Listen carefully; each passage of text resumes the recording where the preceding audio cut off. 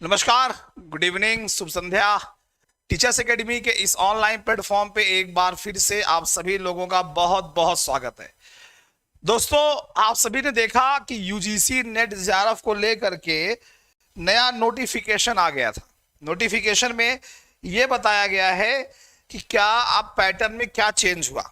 आपने देखा, मैंने इसे वीडियो बनाया था, आपने देखा था इस पैटर्न में क्या चेंज हुआ। आपने सबसे पहले देखा होगा कि पहले 2 कैटेगरी में होता था, अब 3 कैटेगरी कर दी गई है। ठीक है, और जून में यूजीसी नेट जेआरएफ का एग्जाम है और जून से ही ये प्रणाली क्या हो जाएगी, ये सिस्टम क्या हो जाएगा, लागू हो जाएगा। यानी अब 3 कैटेगरी में आपका रिजल्ट आने वाला है। पहले 2 कैटेगरी होती थी। इसमें जो फायदे यही होते हैं कि जो अलग से एक बार बार पीएचडी के लिए एंट्रेंस देना पड़ता था, अब नहीं देना पड़ेगा। तमाम चीजें थी, फैसिलिटीज से जो हो गई खत्म हो गई। अब आपको इससे छुटकारा मिल गया। ठीक है, अब हम जब बात यहाँ पे यूजीसी नेट जेआरएफ की कर रहे हैं तो सबसे पहले हम यहाँ बात करेंगे अपने सब्जेक्ट की, पॉलिटिकल साइंस की। UGC net JRF political science में आप सभी को पता है कि मैं आप लोगों के लिए पॉलिटिकल साइंस की क्लास लेके आता हूँ। जो बच्चे यूजीसी नेट जेआरएफ की तैयारी कर रहे हैं उन सभी के लिए ये क्लास होती है।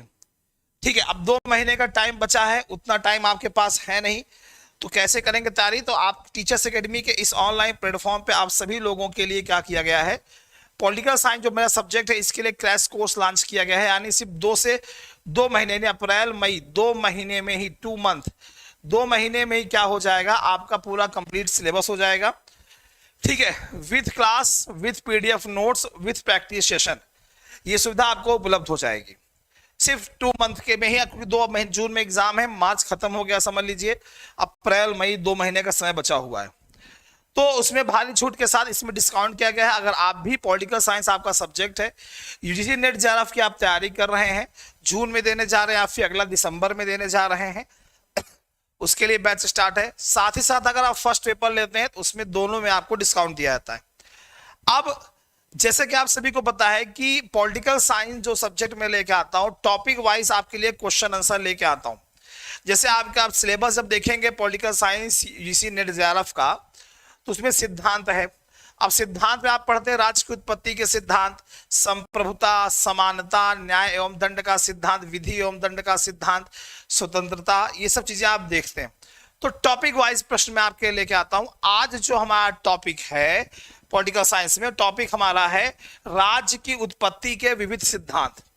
तो राज्य की उत्पत्ति के लिए जो थ्योरीज दी गई थी, उन थ्योरी के बारे में हम यहां बात करने वाले हैं कि कौन कौन सी थ्योरी जो है दी गई थी। तो इनसे संबंधित कौन कौन से प्रश्न हैं जो आपके एग्जाम में बनेंगे या बने हैं, जहां से आने की संभावनाएं। तो चलिए शुरू करते हैं अपना प्रैक्टिस सेशन। पहला प्रश्न आप सभी के सामने यहां पे स्क्रीन पर दिख रहा है कि मनुष्य राज्य की आज्ञा का पालन इसलिए करता है क्योंकि वह जानता है कि अवज्ञा से होने वाले अहित की तुलना में आज्ञा पालन अधिक उपयोगी है। यह स्टेटमेंट किसने दिया था? डेविडसन ने दिया था, बेंथम ने दिया था, सेबाइन ने दिया था, वेपर ने दिया था। किसने यह स्टेटमेंट दिया था? आपसे यह पूछ रहा है कि यह स्टेटमेंट किसका था।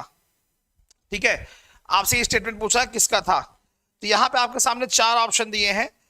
ठीक है, डेविडसन, बेंथम, सेबाइन और वेपर। ठीक है, ये 4 ऑप्शन आपके सामने हैं।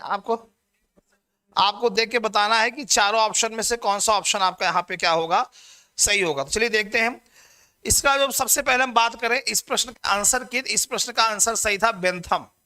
क्या सही है? बेंथम ने ये बात कही थी।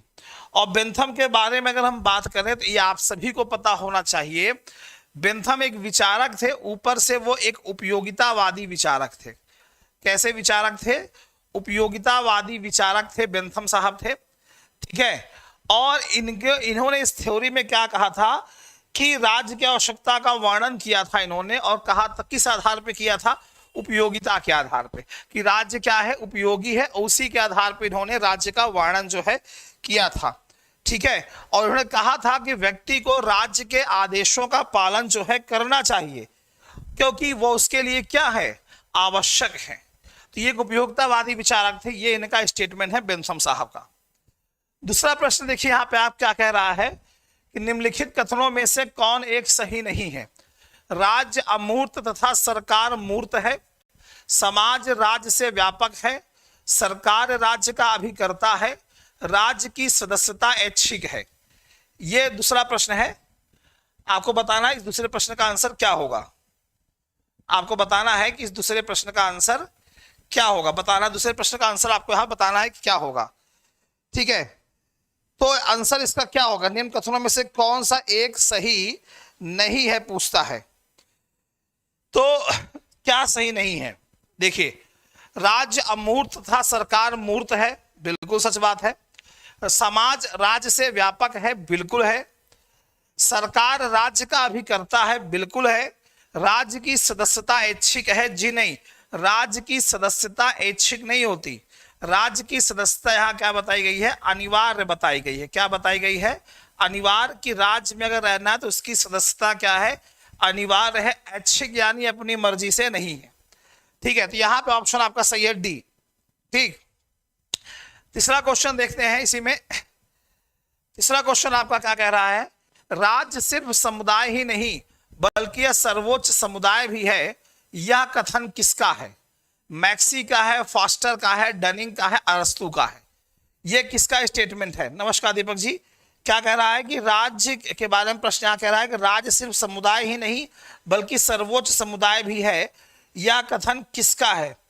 तो ये आप जब भी आप विचारक पढ़ते हैं, जब भी आप विचारक पढ़ते हैं, सबसे पहला नाम आप जो पढ़ते हैं थ्योरी में, विचारक में आप पढ़ते हैं प्लेटो। और प्लेटो के बाद एक नाम और आता है जिसे हम कहते हैं अरस्तू। ठीक है, अरस्तू। तो ये स्टेटमेंट जिसका है उसका नाम है अरस्तू। अरस्तू साहब ने ही कहा है कि राज्य सिर्फ समुदाय नहीं है बल्कि सर्वोच्च समुदाय है। और किस लिए, कि वह सबके ऊपर है, सबके ऊपर है। बाकी सब जो है उसी राज्य से क्या है, लिपटे हुए हैं एक अंग की तरह। यानी राज्य सर्वोपरि है, सबसे ऊपर है, बाकी सब क्या है, राज्य के अंग के रूप में काम कर रहे हैं, यानी राज्य से सब क्या है, जुड़े हुए हैं। यह बात अरस्तू साहब ने कही थी। तो इस प्रश्न का आंसर यहां पे क्या होगा, डी होगा। अगला प्रश्न, आधुनिक राज्य के विकास के लिए कौन सा तत्व उत्तरदायी है। आधुनिक राज्य के विकास के लिए कौन सा तत्व उत्तरदायी है। वैज्ञानिक प्रगति, प्राचीन संस्कृति का पुनरुत्थान, राष्ट्रीय चेतना का विकास, धर्म का बढ़ता हुआ प्रभाव। ठीक है, तो ये आपके सामने प्रश्न है कि आधुनिक राज्य के विकास के लिए कौन सा तत्व उत्तरदायी है। आधुनिक, अब देखिए बात यहां पे किस राज्य की कर रहा है, आधुनिक राज्य की कर रहा है। किस राज्य की बात कर रहा है, आधुनिक राज्य की। दीपक चलेगी क्लास के बाद, चलेगी दीपक जी, इसके बाद चलेगी क्लास। तो किसकी बात कर रहा है, आधुनिक राज्य यानी मॉडर्न, यानी आज प्रेजेंट टाइम में। तो कौन सा तत्व उसके विकास के लिए उत्तरदायी है।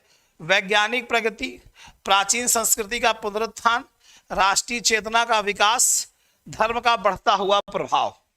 तो कौन सा उत्तरदायी यहां फैक्टर है। तो सबसे इसमें सटीक आंसर जो बताया जाता है वो है राष्ट्रीय चेतना का विकास। आधुनिक राज्य के विकास के लिए, अगर आज के इस मॉडर्न टाइम में जो हमारा देश है उसके लिए सबसे इंपॉर्टेंट चीज जो होती है वो होती है राष्ट्रीय चेतना का विकास। ये चीज क्या होती है, सबसे इंपॉर्टेंट होती है। और राष्ट्रीय चेतना क्या होती है, समय के अनुसार, परिस्थितियों के अनुसार क्या होती है, बदलती रहती है। जब प्राचीन काल में हमारा जो देश हुआ करता था उस समय की जो कंडीशंस थी उसके आधार पर परिस्थितियां बदली, आज जो कंडीशंस है उसके आधार पर बदली। तो ये होता है। आंसर यहां पे क्या है, सी। सी इज द करेक्ट ऑप्शन। यह किसने कहा कि आधुनिक राज्य का मुख्य पक्ष उसकी भूमि, शारीरिक हिंसा के साधनों पर एकाधिकार तथा उसकी वैधानिकता है। यह प्रश्न आपके सामने है। यह किसने कहा कि आधुनिक राज्य का मुख्य पक्ष उसकी भूमि, शारीरिक हिंसा के साधनों पर एकाधिकार और उसकी क्या है, वैधानिकता है। हीगल ने कहा, वेबर ने कहा, ब्लंशली ने कहा, हरमन फाइनर ने कहा। तो यहां बताइए इस प्रश्न का आंसर क्या होगा। देखिए यहां पे 3 ऑप्शन दिए हैं। ठीक है, स्टेटमेंट को ध्यान से पढ़िए, क्या कह रहा है। आधुनिक राज्य यानी आज के राज्य की बात कर रहा है कि आधुनिक राज्य का मुख्य पक्ष उसकी भूमि, भूमि की बात को आमा लगा है, शारीरिक हिंसा के साधनों पर एकाधिकार, या जिसके माध्यम से हिंसा होती है शारीरिक रूप से, उस पर एकाधिकार और उसकी वैधानिकता है।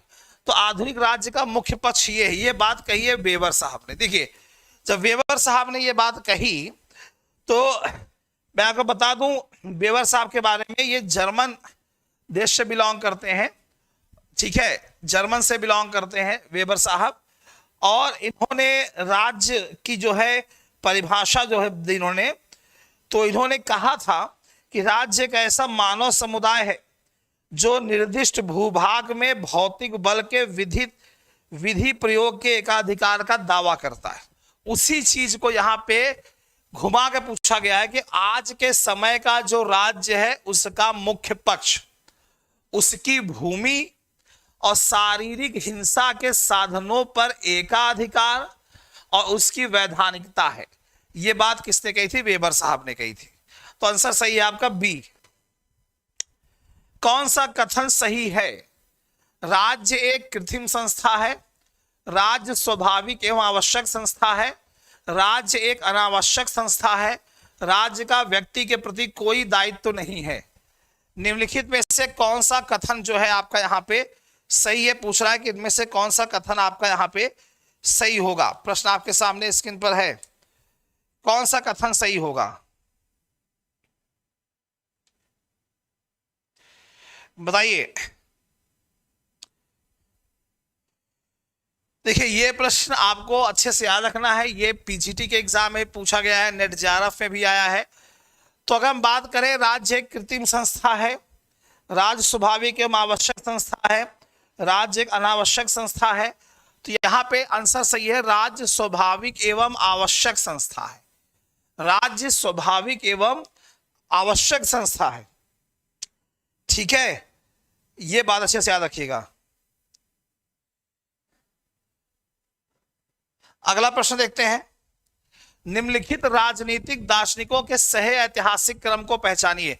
ये जितने भी यहाँ पे थिंकर्स लिखे हैं, Thomas Hobbes, John Locke, Rousseau, Montesquieu, इनके ऐतिहासिक क्रम यानी इनके कालक्रम को आपको पहचानना है। कालक्रम को इनको देखना है, जानना है इनका कालक्रम क्या है, ठीक है, इनके कालक्रम को देखना है। तो चलिए देख लेते हैं। सबसे पहले हम देखिए यहाँ पे, इसको पहले लिख लेते हैं। जैसे यहाँ पे हॉब्स की अगर हम बात करें, थॉमस हॉब्स की अगर हम बात करें, तो 1588 में इनका टाइम पीरियड था, ठीक है। जॉन लॉक की अगर हम बात करें, तो जॉन लॉक साहब जो थे उनका टाइम पीरियड क्या था? 1632 था। फिर आपका आता है मॉन्टेस्क्यू, ठीक, मॉन्टेस्क्यू साहब के बारे में अगर बात करें तो 1689, 1689। फिर आपका एक नाम यहाँ पे और दिया है जिसका नाम है रूसो, और रूसो साहब के बारे में अगर हम बात करें तो 1712, ठीक। अब इस आधार पे आपको सही क्रम आपको यहाँ पे देखना है कि सही क्रम क्या होगा। तो 1588 हॉब्स का है, तो हॉब्स सबसे पहले तीनों में है। फिर उसके बाद 1632 हॉब्स के बाद लॉक है, तो ऑप्शन डी में भी दिख रहा है, ऑप्शन ए में भी दिख रहा है। फिर मॉन्टेस्क्यू 1689 है, यानी ऑप्शन नंबर डी। फिर मॉन्टेस्क्यू, फिर रूसो, यानी ऑप्शन नंबर डी यहाँ पे क्या है आपका सही है। तो इनके ऐतिहासिक क्रम से भी प्रश्न पूछता है कि इनका जो ऐतिहासिक क्रम है उससे संबंधित प्रश्न आते हैं। आने वाला है कृष्णा यादव जी, आने वाला है। अब नोटिफिकेशन तो परसों आया था कि जो है पैटर्न चेंज हो गया है, ठीक है। अब फॉर्म भी आने वाला है, किसी भी समय आ सकता है फॉर्म, क्योंकि जून में एग्जाम है तो फॉर्म आ जाएगा। एग्जाम होना तय है जून में, हर साल होता है। अगला प्रश्न, राजनीति के बिना इतिहास निष्फल है और इतिहास के बिना राजनीति निर्मूल है, ये कथन किसने कहा था? सेबाइन ने कहा था, सीले ने कहा था, बार्कर ने कहा था, वेपर ने कहा था।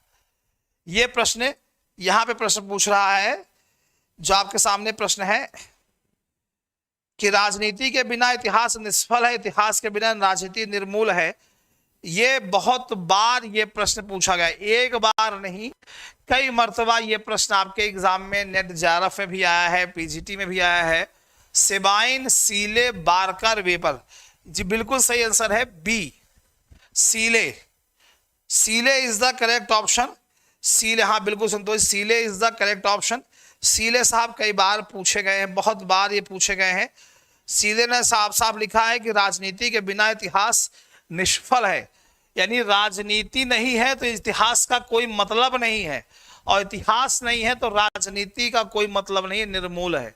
और सच बात है, जब आप टीजीटी का एग्जाम देते हो तो आप देखते हो कि हिस्ट्री पॉलिटिक्स कॉम्बिनेशन होता है, या आप पॉलिटिकल साइंस जब आप पढ़ते हो नेट जेआरएफ में, तो कि बहुत से ऐसे प्रश्न आते हैं जिनका कनेक्शन कहीं ना कहीं हिस्ट्री से भी होता है, जिनका कनेक्शन क्या होता है, कहीं ना कहीं हिस्ट्री से भी होता है। हिस्ट्री से जुड़े हुए प्रश्न आपसे पूछ लेते हैं एग्जाम में, तो दोनों एक दूसरे के लिए बहुत उपयोगी। जहां पे हिस्ट्री हम लोग मॉडर्न इंडिया खत्म करते हैं, वहीं से धीरे धीरे आपका पॉलिटिकल साइंस, देश का आजादी से पॉलिटिकल साइंस शुरू हो जाता है।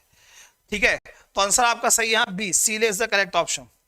जॉन लॉक और रूसो के सामाजिक समझौते के सिद्धांत के संबंध में क्या सही है? लॉक का समझौता पूरी तरह स्वतंत्र समझौता है, जबकि रूसो का समझौता अबाध समझौता है। संविदा मतलब समझौता।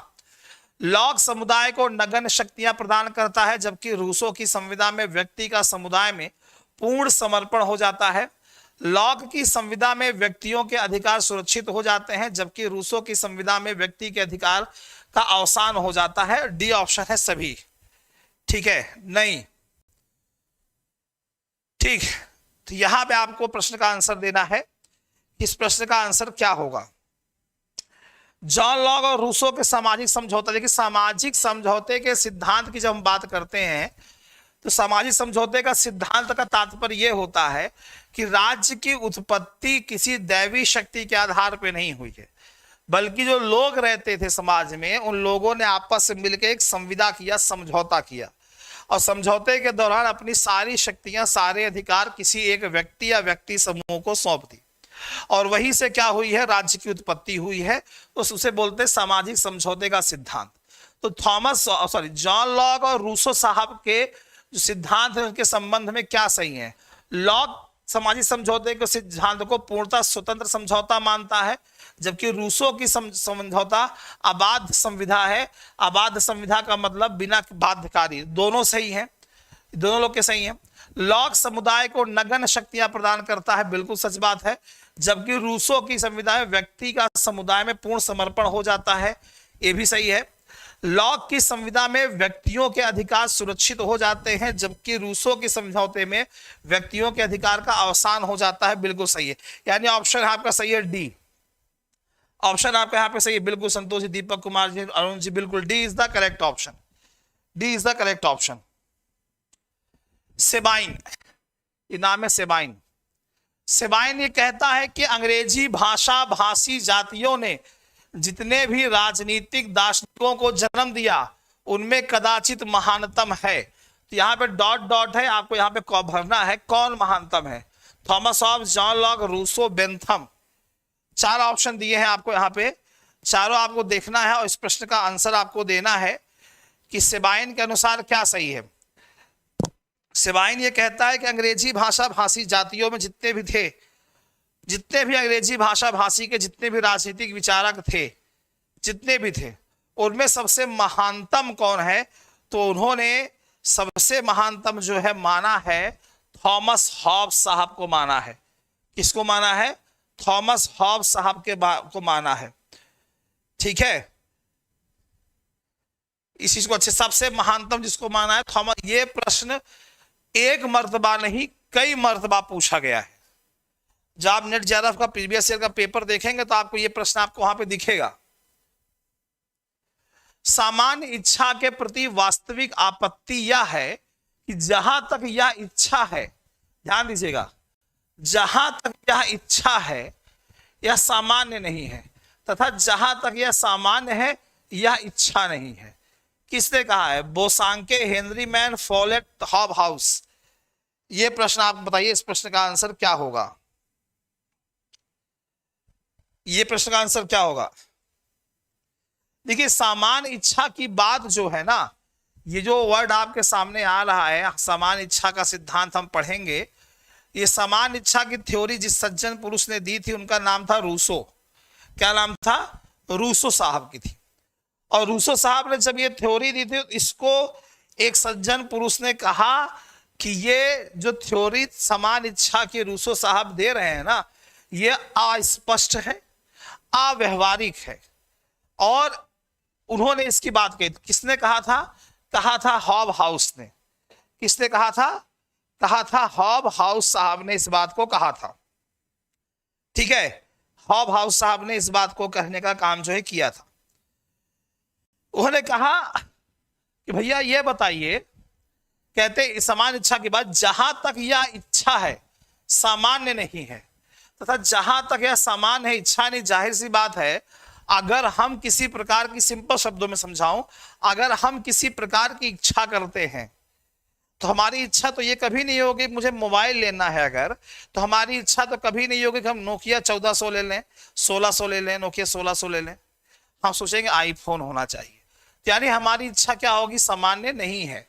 यानी जहां तक इच्छा है वो सामान्य नहीं है, और अगर सामान्य है तो इच्छा ही नहीं है। हम सोचें कि नहीं इसी से काम चला लेते हैं, नोकिया 1600 ही ले लेते हैं, तो ये इच्छा नहीं है, तो मजबूरी है कि चलो काम चला लेते हैं, ये हो जाता है। तो ये इसीलिए इसको इन्होंने कहा ये गलत है, और हॉब हाउस साहब ने इस बात का जिक्र किया है। आंसर सही है डी।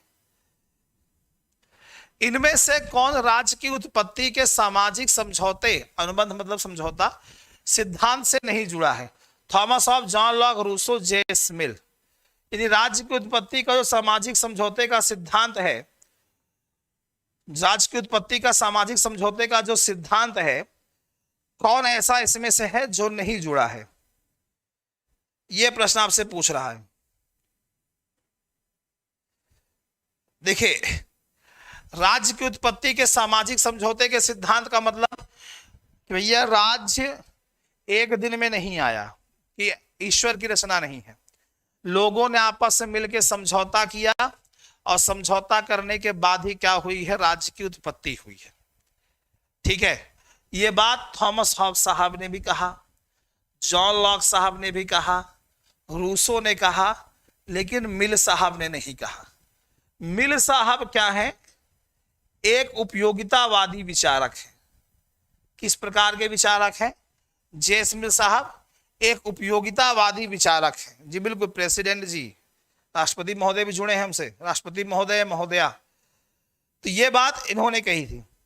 ये एक उपयोगितावादी विचारक है। इनके अनुसार राज्य किसी समझौते का परिणाम नहीं है, बल्कि इन्होंने कहा राज्य जो है, राज्य लोगों के लिए क्या है? उपयोगी है।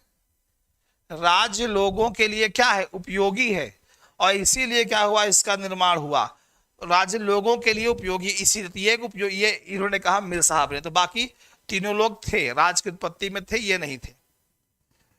सामाजिक समझौते या सामाजिक संविदा सिद्धांत के अनुसार राज्य एक नैतिक संस्था है, राज्य एक मानव की संस्था है, राज्य प्राकृतिक आवश्यक संस्था है, राज्य की प्रकृति सावयवी है। क्या होगा? अच्छा महोदय चलिए बताइए। सामाजिक संविदा सिद्धांत के अनुसार राज्य क्या है? सामाजिक समझौते सिद्धांत के, आप देखिए सामाजिक समझौते के अंतर्गत क्या है? जो लोग हैं, जो सारे लोग हैं, इन लोगों ने मिल करके अपनी सारी शक्तियां किसी एक व्यक्ति या व्यक्ति समूह को सौंप दी, और इसी से क्या हुआ है? राज्य का निर्माण हुआ है। यानी अगर ये जो लोग हैं ये अपनी सारी शक्तियां किसी एक व्यक्ति को ना सौंपते तो राज्य का निर्माण ना होता। यानी लोगों के द्वारा राज्य का क्या हुआ? निर्माण हुआ। भाई समाज में रहने वाले लोगों ने आपस में समझौता किया और सारी शक्तियां एक व्यक्ति या व्यक्ति समूह को सौंप दी, और उससे राज्य का निर्माण हो गया। ठीक है, तो लोगों ने अगर समझौता ना किया होता, अपनी सारी शक्तियां, सारे अधिकार ना दिए होते, तो शायद जो है उसका राज्य का निर्माण ही ना हो पाता। तो लोगों द्वारा राज्य का निर्माण हुआ है। तो मनुष्य द्वारा जब राज्य का कोई चीज का निर्माण होता है तो उसे हम क्या कहते हैं? मानवीय कहते हैं, या उसे क्या कहते हैं? मानवकृत कहते हैं। यानी राज्य क्या है? एक मानवकृत संस्था है। राज्य के सामाजिक समझौते के आधार पर राज्य क्या है? एक मानवकृत संस्था है, लोगों ने इसका निर्माण किया है। थॉमस हॉब्स व्यक्ति को संप्रभु की अवज्ञा करने का अधिकार देता है। आत्मरक्षा के लिए, स्वतंत्रता के लिए, शोषण के लिए शोषण को दूर करने के लिए, अन्याय को दूर करने के लिए। तो थॉमस हॉब्स, यहाँ पे बात किसकी है? थॉमस हॉब्स साहब की है।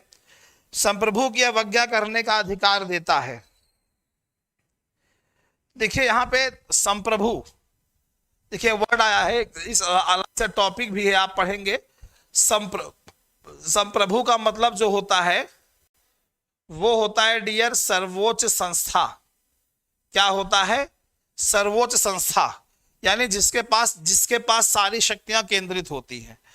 तो यहां पे अगर राज्य है, राज्य को लोगों ने अपनी सारी शक्तियां दे दी हैं, तो राज्य यहां पे क्या हो जाएगा? संप्रभु हो गया, सर्वोच्च हो गया राज्य। तो यहां पे संप्रभु का मतलब किससे हो जाएगा?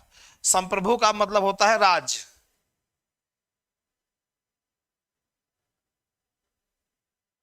ठीक है, राज्य क्या हो जाएगा? राज्य क्या हो जाएगा? संप्रभु हो गया यहां पे।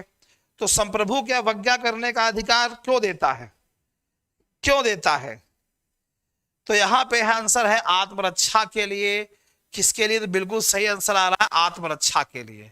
अब भैया थॉमस हॉब्स भी उन विचारकों में थे जिन्होंने कहा था कि राज्य की उत्पत्ति आपस में लोगों के समझौते के माध्यम से हुई है, और अपने सारे अधिकार, सारी शक्तियां दे दिए हैं, राज्य बन गया। अब वो कहीं अपने उस अधिकार, अपने उस शक्ति का दुरुपयोग ना करें, लोगों का शोषण करने लगे, तो लोग अपनी आत्मरक्षा में उसके विरुद्ध क्या ले सकते हैं? उसकी आज्ञा का पालन करने से मना कर सकते हैं, आत्मरक्षा में, सेल्फ डिफेंस में।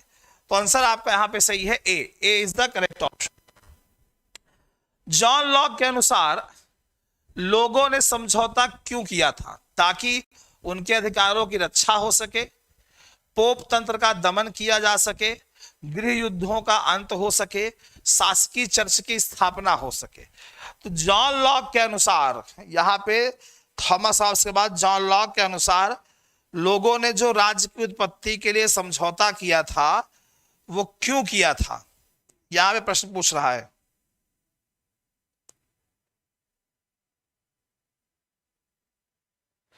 बताइए। संतोष जी, प्रेसिडेंट जी, बिल्कुल सही आंसर बता रहे हैं आप लोग, ए। अब उनके अधिकारों की रक्षा के लिए, इसलिए लोगों ने आपस में समझौता करके अपने सारे अधिकार, सारी शक्तियां किसी एक व्यक्ति या व्यक्ति समूह को सौंप दी और कहा कि तुम्हारी रिस्पॉन्सिबिलिटी है राज्य की कि तुम हमारे अधिकारों की क्या करोगे? रक्षा करोगे। देखिए जितने भी विचारक हैं, Thomas Hobbes, John Locke, Rousseau, जितने भी विचारक आप पढ़ेंगे राज्य की उत्पत्ति को लेकर के, कौटिल्य से लेकर सब कुछ, सबके विचार में राज्य तो है लेकिन समझौते में कुछ ना कुछ चेंजेस हैं। ठीक है, तो इनके अनुसार क्या है? और अधिकारों की रक्षा करने के लिए दिया गया था। ठीक है, और आपको जब जॉन लॉक मैंने पढ़ाया था, जो पुराने बच्चे हैं वो जॉन लॉक के बारे में मैंने उनको पढ़ाया था, तो आप सभी को बताया था जॉन लॉक साहब ने कहा था कि लोगों को जो है कुछ अधिकार ऐसे हैं जो शुरू से मिलते हैं। जीवन का अधिकार, स्वतंत्रता का अधिकार, याद है? जीवन का अधिकार, स्वतंत्रता का अधिकार, संपत्ति का अधिकार, तीनों, और तीनों में संपत्ति को श्रेष्ठ बताया था। ठीक है, तीन अधिकारों की बात कर रहा है। सामाजिक समझौते का सिद्धांत मुख्य रूप से यह कार्य करने का प्रयास करता है। कौन सा कार्य? राज्य के ऐतिहासिक उद्गम का पता लगाना, राजनीतिक बाध्यता के आधार की व्याख्या करना, यथास्थिति का औचित्य स्थापित करना, क्रांति द्वारा समाज में आमूल परिवर्तन लाना। तो राज्य की उत्पत्ति का जो सामाजिक समझौते का सिद्धांत है, मुख्य रूप से इसका कार्य क्या है? क्या करने का प्रयास करता है? ये क्या करने का प्रयास करता है? राज्य की उत्पत्ति का सिद्धांत है सामाजिक समझौते का, यह क्या करने का प्रयास करता है?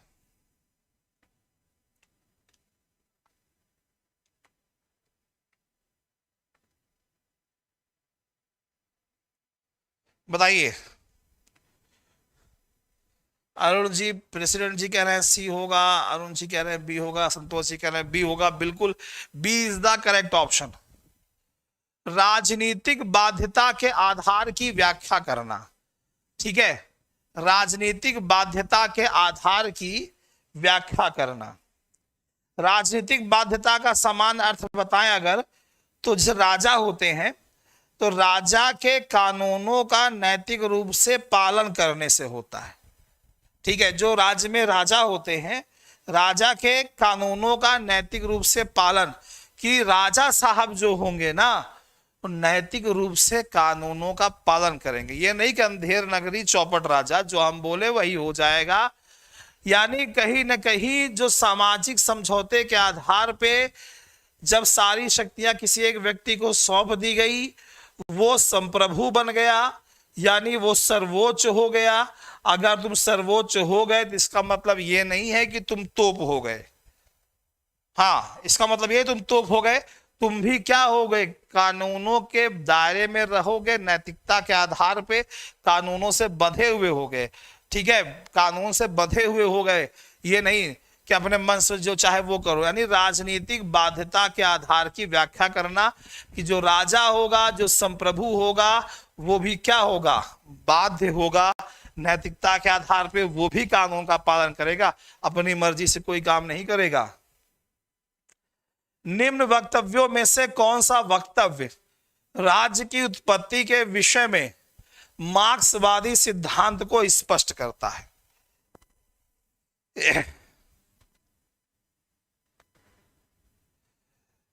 कौन सा? राज्य की उत्पत्ति साधनों का विकास करने के उद्देश्य से हुई है। राज्य की उत्पत्ति उत्पादन की विधि में परिवर्तन लाने के उद्देश्य से हुई है। राज्य की उत्पत्ति उत्पादन के शोषण परक संबंधों के रक्षार्थ हुई है। राज्य की उत्पत्ति वर्गहीन समाज के उद्देश्य से हुई है। तो किससे हुई है? देखिए, मार्क्सवादी। ठीक है, तो हम जब भी मार्क्सवादी विचारधारा को पढ़ते हैं, या जो थ्योरी कार्ल मार्क्स से जुड़ी है मार्क्सवादी विचारधारा, इसको तो कहिए हम कार्ल मार्क्स को जब पढ़ते हैं विचारकों में, थ्योरी में जब हम मार्क्सवादी थ्योरी के बारे में पढ़ते हैं, और मार्क्सवादी थ्योरी में राज्य की उत्पत्ति के लिए उन्होंने क्या बताया कि राज्य की उत्पत्ति कैसे हुई है। तो ये क्या कहते हैं मार्क्सवादी लोग कि राज्य में दो वर्ग होता है, एक अमीर होता है, दूसरा गरीब होता है, और अमीर जो होता है वो गरीब का शोषण करता है। अगर राज्य समाप्त हो जाए, अगर ये वर्ग समाप्त हो जाएगा तो राज्य भी समाप्त हो जाएगा। तो मार्क्सवादी सिद्धांत के आधार पे ये बताने काम किया गया है। ठीक है, तो इन्होंने क्या कहा है कि राज्य में एक अमीर कैटेगरी है, एक गरीब कैटेगरी है, और अमीर गरीब का क्या कर रहा है, शोषण कर रहा है। तो राज्य की उत्पत्ति उत्पादन के शोषक पर संबंधों के रक्षार्थ हुई है, कि राज्य इसलिए आया है कि जो है शोषण परक संबंधों, उत्पादन के शोषण परक संबंधों की रक्षा की जाए। मतलब इसका यह कहना है, अमीर वो है जिसका उत्पादन के साधन पर ठीक है कंट्रोल है, नियंत्रण है, और गरीब वो है जिसका उत्पादन के साधन पर नियंत्रण नहीं है। तो उत्पादन के, तो ये अमीर गरीब अगर खत्म हो जाएगा तो सिस्टम खत्म हो जाएगा सब शोषण का, और उत्पादन के साधन पर सभी लोगों का क्या हो जाएगा, बराबर अधिकार हो जाएगा। Good evening. ठीक है, ये बिल्कुल बिल्कुल बिल्कुल प्रेसिडेंट जी। तो आंसर आपका यहां पे क्या सही है, सी, कि राज्य इसलिए आया ताकि उत्पादन के शोषण परक संबंधों की रक्षा की जा सके, कि उत्पादन के साधन पर किसी एक वर्ग का अधिकार नहीं होगा, सबका होगा। इससे राज्य आया है, और राज्य में जो संप्रभु है वो भी कानून के दायरे में रह के काम करेगा। ये हो गया। राज्य की उत्पत्ति के सामाजिक समझौते के सिद्धांत की विवेचना में जॉन लॉक ने समर्थन किया है सीमित राजतंत्र की अवधारणा को, निरंकुश राजतंत्र की अवधारणा को, कुलीन तंत्र की अवधारणा को, या इनमें से कोई नहीं? बताइए। क्लास शुरू हुए तो 40 मिनट हो गए लगभग। तभी तिवारी जी, मैसेज गया था, ग्रुप में डाला था, टेलीग्राम पे भी डाला था, ऐप पर भी डाला था डियर। तो राज्य की उत्पत्ति के सामाजिक अनुबंध सिद्धांत की विवेचना में जॉन लॉक साहब ने क्या कहा है? आंसर ए करके यहां पे आ रहा है।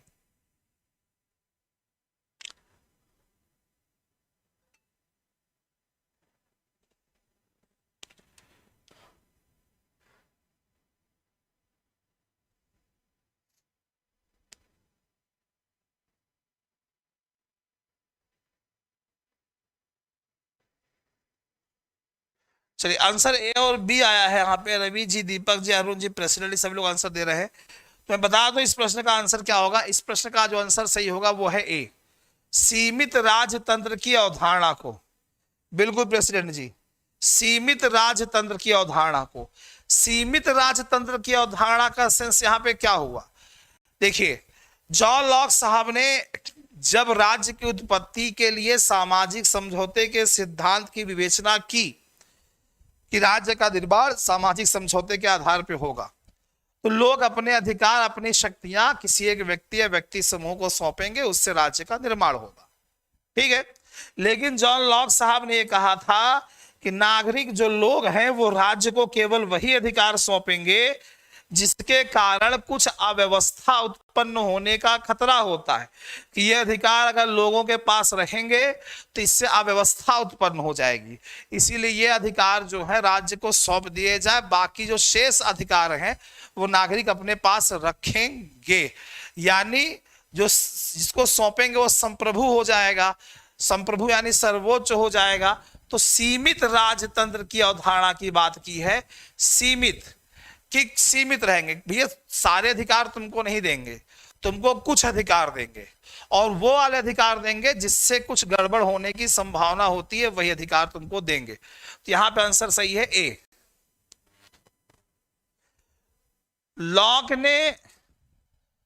जॉन लॉक ने सामाजिक समझौते के सिद्धांत का उपयोग किया है।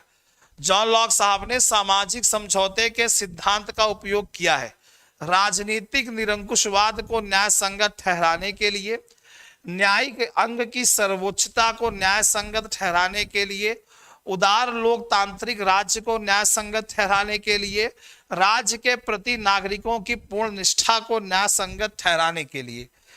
किसके लिए जॉन लॉक साहब ने सामाजिक समझौते के सिद्धांत का उपयोग किया है? तो आप सभी को पता है जॉन लॉक साहब ने राज्य को, यही प्रश्न पूछा है, जॉन लॉक साहब ने राज्य के लिए एक शब्द इस्तेमाल किया है जिसका नाम है ट्रस्ट। जॉन लॉक साहब ने राज्य के लिए शब्द जो इस्तेमाल किया है ट्रस्ट। उस ट्रस्ट का मतलब क्या होता है कि समझौते के अंतर्गत जो भी अनुबंध किए गए हैं उसको माना जाएगा। ठीक है, तो सामाजिक समझौते का सिद्धांत का उपयोग जो उन्होंने किया है उदार लोकतांत्रिक राज्य को न्याय संगत ठहराने के लिए। बिल्कुल सही है। दीपक कुमार जी डी नहीं है, बिल्कुल सही है। पुष्पा कुमारी जी सी इज द करेक्ट ऑप्शन। ठीक है, ठीक है, याद रखिएगा। तो पहले इसको समझ लीजिए, जॉन लॉक साहब ने राज्य शब्द के लिए ट्रस्ट का इस्तेमाल किया है। ट्रस्ट, भरोसा। और ट्रस्ट का मतलब क्या होता है कि समझौते के अंतर्गत कि जो हमने आपस में अनुबंध किए हैं उसको मानेंगे, यानी राज्य भी मानेगा और नागरिक जो होंगे वो भी मानेंगे जिन्होंने समझौता किया है। और इन केस अगर राज्य उस समझौते का उल्लंघन करेगा तो नागरिकों को यह अधिकार है कि वो इसका विरोध कर सकेंगे। नागरिकों को क्या है, यह अधिकार है कि वो राज्य का क्या कर सकेंगे, विरोध कर सकेंगे, और इस प्रकार उन्हें विरोध का अधिकार है। और इस प्रकार से हम कह सकते हैं उन्होंने क्या किया, उदार लोकतांत्रिक राज्य को न्याय संगत ठहराने के लिए सामाजिक समझौते के सिद्धांत का उपयोग किया। कि सच बात है, लोग मिल करके राज्य का निर्माण करेंगे, राज्य गलत करेगा तो लोग उसका विरोध भी करेंगे। तो एक तरीके से लोकतंत्र तो वैसे हमारे यहाँ है, हम ही सरकार का निर्माण करेंगे और सरकार गलत करेगी तो उनको विरोध करेंगे, अगले 5 साल बाद फिर उनको वोट नहीं देंगे। तो ये आंसर सही है सी। निम्नलिखित में से कौन सा राज्य की उत्पत्ति की सही व्याख्या करता है? राज्य का दैवी सिद्धांत, समझौता सिद्धांत, विकासवादी सिद्धांत, अपने सीमित रूप में उपयुक्त सभी। कौन सा राज्य की उत्पत्ति की सही व्याख्या करता है? बताइए कौन करता है?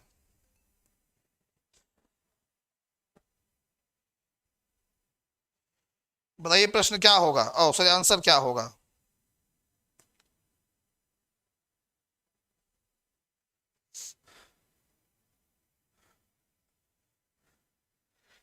आंसर आ रहा है सी होगा, आंसर आ रहा है डी होगा। आंसर लगातार इस तरह से आ रहे हैं, बताइए कौन सा आंसर होगा? तो आंसर चलिए देख लेते हैं, इसका आंसर है डी, अपने सीमित रूप में सभी। यहां पे सभी हैं। तो राज्य की उत्पत्ति के जितने भी सिद्धांत हैं, दैवी सिद्धांत कि राज्य का निर्माण ईश्वर के माध्यम से ईश्वर ने किया है, सामाजिक समझौते का सिद्धांत जो बताया मैंने अभी कई बार, विकासवादी सिद्धांत मतलब राज्य एक दिन में किसी समझौते से नहीं बना, राज्य ईश्वर ने नहीं बनाया, राज्य विकासवादी, धीरे धीरे धीरे धीरे विकास होता गया और राज्य का निर्माण हुआ। तो अपने सीमित रूप में सभी जो है सही व्याख्या करते हैं, सीमित रूप में, असीमित रूप में नहीं कि जो कहा गया है वही सही है बाकी नहीं। ठीक है, ये होता है। तो ये चीजें यहां पे मैंने आपको बताई। अब इसके बाद आज के लिए फिलहाल क्लास यहीं रोकूंगा, और जाने से पहले फिर एक बार आप सभी को बता दूं, इसके आगे के जो क्वेश्चंस हैं मैं आपके टेलीग्राम ग्रुप में डाल रहा हूं, उसका आंसर आप लोग करिए और करते रहिए, कर लीजिए। मैं उसका आंसर भी आपको ग्रुप में भेज दूंगा। राज्य की उत्पत्ति संबंधित जो और प्रश्न हैं उसके आंसर आपको टेलीग्राम ग्रुप में मिल जाएंगे। और ये एक पहला पार्ट था, राज्य की उत्पत्ति के सिद्धांत को लेकर के पहला पार्ट था, जो मैंने आज 20 क्वेश्चन आपको कराए हैं। अगले सेट पे भी राज्य की उत्पत्ति के सिद्धांत होंगे, जिसमें प्रश्नों की संख्या 30 या 40 होगी। ठीक है, तो जाने से पहले फिर एक बार मैं कह दूं, आप सभी छात्र छात्राओं को जो जून में यूजीसी नेट जेआरएफ का एग्जाम देने जा रहे हैं, या फिर जो दिसंबर में देंगे यूजीसी नेट जेआरएफ का एग्जाम, अगर उनका सब्जेक्ट पॉलिटिकल साइंस है, राजनीति विज्ञान है, तो आप सभी के लिए न्यू बैच स्टार्ट है। ठीक है, आपको इसमें साथ ही साथ फर्स्ट पेपर की क्लास भी अगर आप चाहते हैं तो फर्स्ट पेपर की भी क्लास मिलती है, शिवम सर पढ़ाते हैं। आपको करना क्या है, हमारी संस्था के नंबर पे 9628959237 9628959237 पे कॉल करना है। इन केस का कॉल बिजी जा रहा है या फिर नहीं उठ पाया, टेक्निकल इश्यू है, नहीं संपर्क हो पाया, आप व्हाट्सएप छोड़िए, आपको जानकारी मिल जाएगी। इसमें आपको डियर मिलेगा कि क्रैश कोर्स जो है, ये क्रैश कोर्स उनके लिए है, जो क्रैश कोर्स है ये उनके लिए है डियर, जो जून में एग्जाम देने जा रहे हैं। ठीक है, और दिसंबर में जो एग्जाम देने जा रहे हैं उनके लिए तो नया बैच है। ठीक, और अगर आपका नया बैच जहां से जिस टॉपिक से शुरू हो रहा है, आपने देखा है कि आपके टॉपिक में पॉलिटिकल साइंस में कॉन्स्टिट्यूशन है, संविधान भी है, सिद्धांत भी है, टॉपिक आपका थ्योरी है, आपके विचारक यानी दार्शनिक हैं। ठीक है, आपका आईआर भी है, आपका कंपैरेटिव पॉलिटिक्स है यानी तुलनात्मक राजनीति है, और आपका लोक प्रशासन भी है। इतने टॉपिक आपको जो है इसमें है। ठीक है, तो आपकी क्लास जो शुरू हो रही है वो शुरू होगी सिद्धांत से, यानी राज्य की उत्पत्ति के सिद्धांत से आपकी क्लास जो होगी ये आपकी यहां से शुरू होगी, यानी राज्य की उत्पत्ति के सिद्धांत से। ठीक है, जिससे संबंधित मैंने प्रश्न आपको कराए। ठीक है, ये आपकी क्लास से यहां से शुरू होगी। तो अगर आप भी नया बैच ज्वाइन करना चाहते हैं, चाहे जून में अभी एग्जाम देने जा रहे हैं उनके लिए क्रैश कोर्स है, और जो दिसंबर में देने जा रहे हैं उनके लिए अलग से है। तो अगर आप भी तैयारी करना चाहते हैं, आपका सब्जेक्ट पॉलिटिकल साइंस है, तो आप हमारी संस्था के नंबर पे 9628959237 पर आप कॉल के माध्यम से, कॉल अगर इनके बिजी नहीं लग पाता आपसे व्हाट्सअप कर सकते हैं। आपको टीचर्स एकेडमी के ऐप पर, ठीक है, लाइव क्लास अवेलेबल होगी। आप क्लास उस समय नहीं देख पा रहे हैं, आपको बाद में देख सकते हैं, क्लास पड़ी रहेगी। पीडीएफ नोट्स आपके अवेलेबल होंगे और प्रैक्टिस सेट आपको दिए जाएंगे। जैसे कि प्रैक्टिस सेट जब आप टीचर्स एकेडमी का ऐप को ओपन करेंगे तो उसमें आप देखेंगे कि 1000 से ज्यादा प्रश्न दिए हैं, उसका कोई चार्ज नहीं है, विथ आंसर विथ एक्सप्लेनेशन दिया हुआ है। पॉलिटिकल साइंस के 1000 से ज्यादा प्रश्न है। ठीक है, तो ये आपको मिलेंगे। आपकी वैलिडिटी जो होती है पूरे 1 साल के लिए होती है। ठीक है, यानी आपका बैच अगर खत्म हो जाता है उसके बाद भी वो वीडियो PDF नोट्स आपको पड़े रहेंगे और क्लासेस आपको दोबारा मिलती रहेंगी कंटिन्यू। ठीक है, तो ये है। तो अगर आप भी लाभ उठाना चाहते हैं संस्था के नंबर पे संपर्क कर सकते हैं। ठीक है, चलिए फिर आज के लिए फिलहाल इतना ही। कल फिर मुलाकात होती है आप लोगों से, फिर आप लोगों से मुलाकात होगी। तब तक के लिए दीजिए इजाजत, नमस्कार। और इससे संबंधित कुछ प्रश्न मैं टेलीग्राम में भेज रहा हूं, जो भी छात्र छात्राएं जुड़े हुए हैं वो उसको जाकर के ओपन करके देख सकते हैं। ठीक है, दीपक कुमार जी संस्था के नंबर पे आप संपर्क कर लें, आपको सारी जानकारी उपलब्ध हो जाएगी मित्र। ठीक है, और जाने से पहले एक बात मैं आप लोगों को और कहना चाहूंगा, बहुत से स्टूडेंट ऐसे होते हैं जो संस्था के नंबर पर फोन करते हैं, कहते हैं सर से डाउट क्लियर करना है। हम जब यहाँ पे उपलब्ध होते हैं, बात होती है, नंबर आपके नोट कर लिए आते हैं, फिर भी आपके मन में जिज्ञासा आती है कि सर हमको बात करनी है। तो एक पेज है, आप वहां पे मुझे मैसेज कर सकते हैं, इस नाम से है TGT PGT नेट JRF। ठीक है, political science by Satya sir. ठीक है, इस नाम से आपका जो है पेज है, फेसबुक पेज है। आप मुझे वहां पे उस पेज पे जाकर के मैसेज कर सकते हैं, वहां पे मैं आपको खुद रिप्लाई करूंगा, आपको आंसर दूंगा। UGC net JRF political science TGT PGT LT GIC DSSB BPSC Bihar TRE Bihar संबंधित कोई Uttarakhand LT Uttarakhand subject political science, अगर 2 कॉम्बिनेशन है हिस्ट्री ज्योग्राफी सिविक्स इकोनॉमिक्स कुछ भी है, तो कोई भी डाउट होता है सोशल साइंस से जुड़ा हुआ तो इस पेज पे जाकर के TGT PGT net JRF political science by Satya sir, इस पेज पे जाकर के आप मुझे मैसेज कर सकते हैं, मैं आपको रिप्लाई दूंगा। ठीक है, बाकी अगर बात करना चाहते हैं संस्था के नंबर पे आप कॉल कर सकते हैं, आपके सारे डाउट क्लियर होंगे। चलिए फिर कल मिलते हैं, नमस्कार।